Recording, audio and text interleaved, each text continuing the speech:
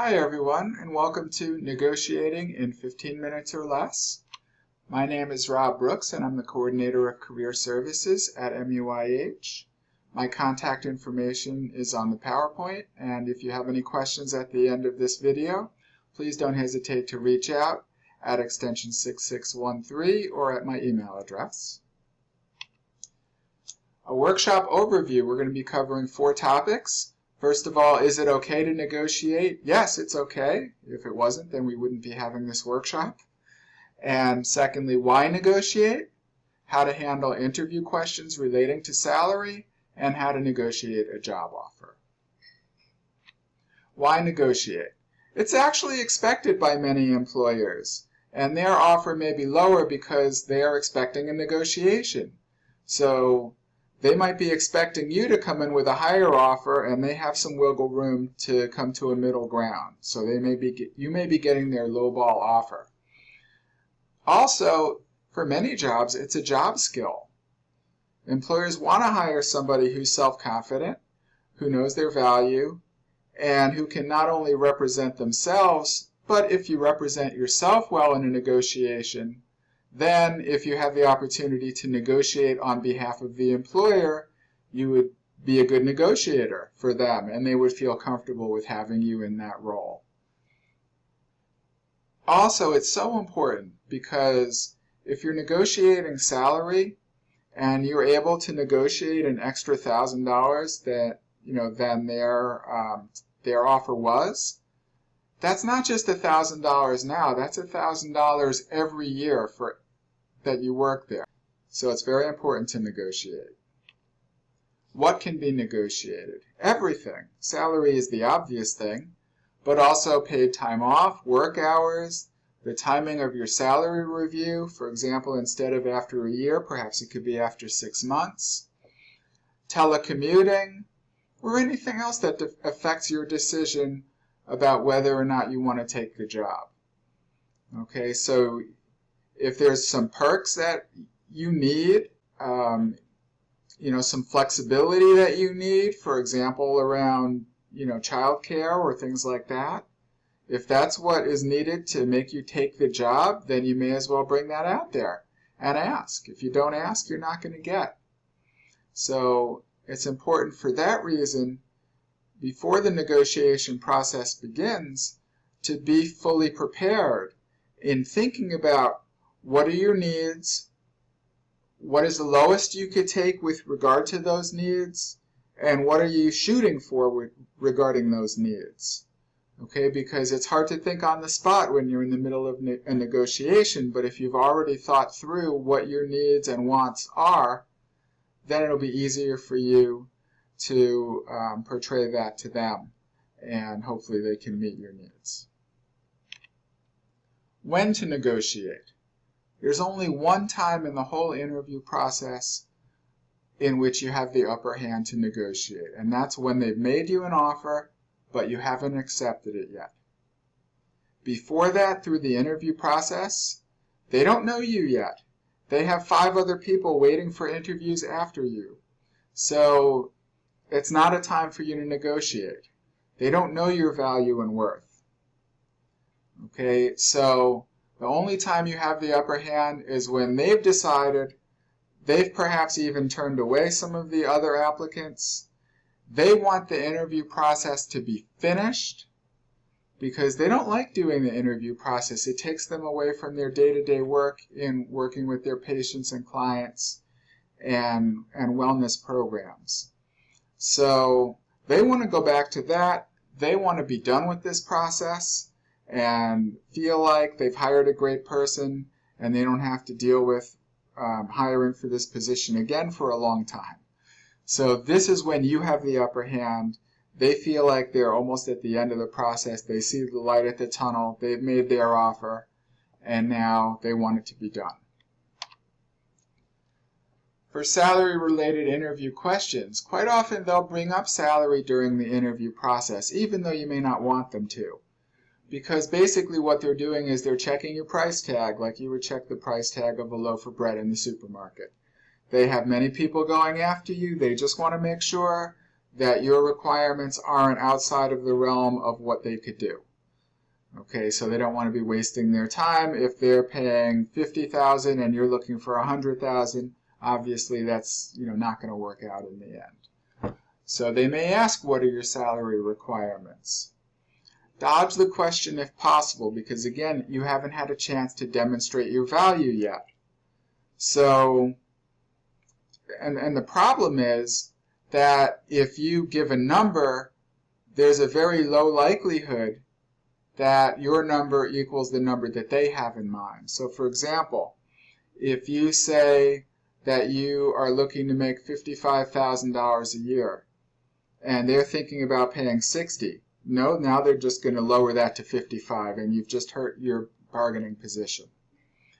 And if they're thinking about paying $50,000 and you said $55,000, now they're going to figure that even if you do take the job, you're going to leave when you get a better offer.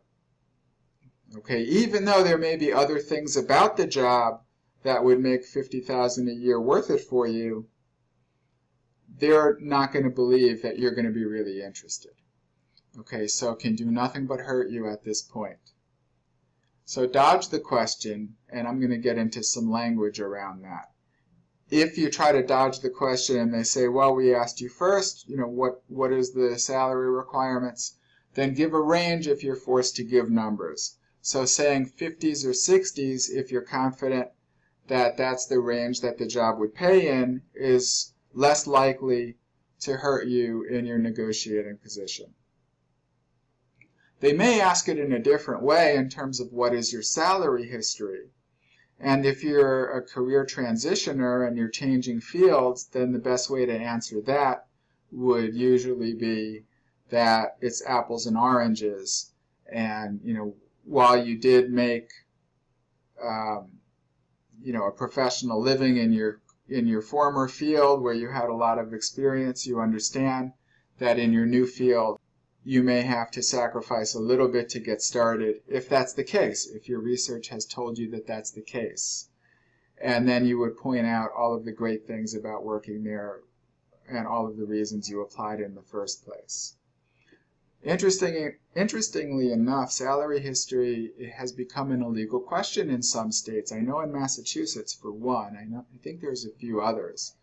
Because the question can allow employers to perpetuate any wage gaps.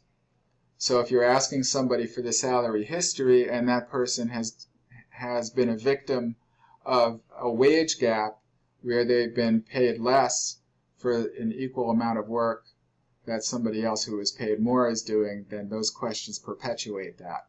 And so that's the reason why it's becoming illegal.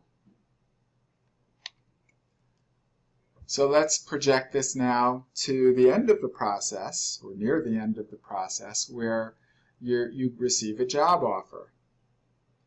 You may not have realized, but there are 4 answers to a job offer, not just yes and no, but also you can say, I'm interested, but I have a few concerns, and then bring up your negotiating points in a cordial way, not in an adversarial way, but to let them know, I really like your company. I'm happy that you have decided to offer me the position, and I am interested, but there are a few concerns I have.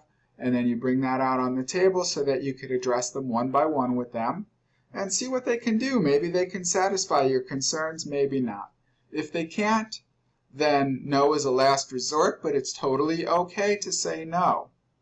And that's an important point that I make to job hunters quite often, because I can see that quite often job seekers overanalyze the job postings that they see online, trying to figure out if it's something that they would definitely want to do, and not realizing that if there's any chance, why not apply?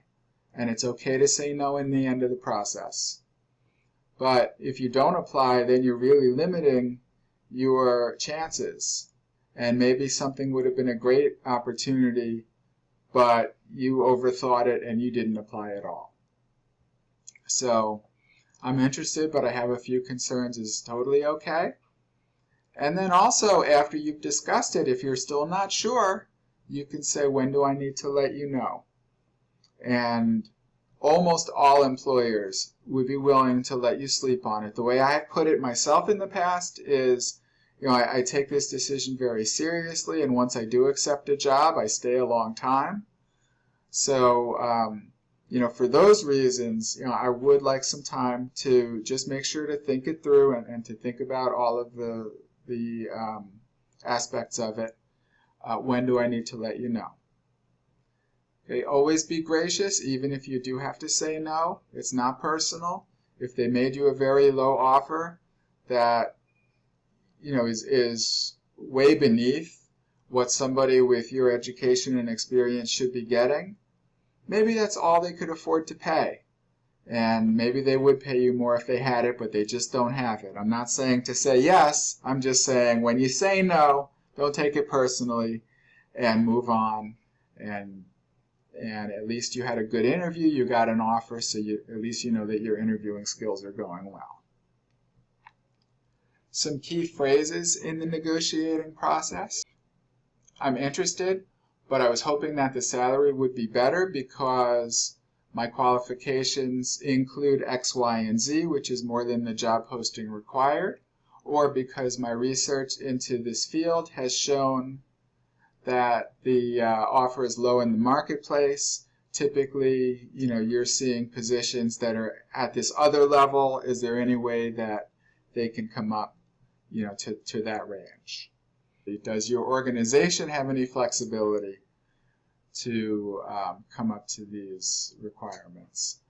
And keep in mind when you say, does your organization have any flexibility? And take the you out of that. That means it's just business, it's not personal, and it's not like this person who is negotiating on behalf of the organization is making the final decision, or that it's his or her money. Okay, it's an organizational decision.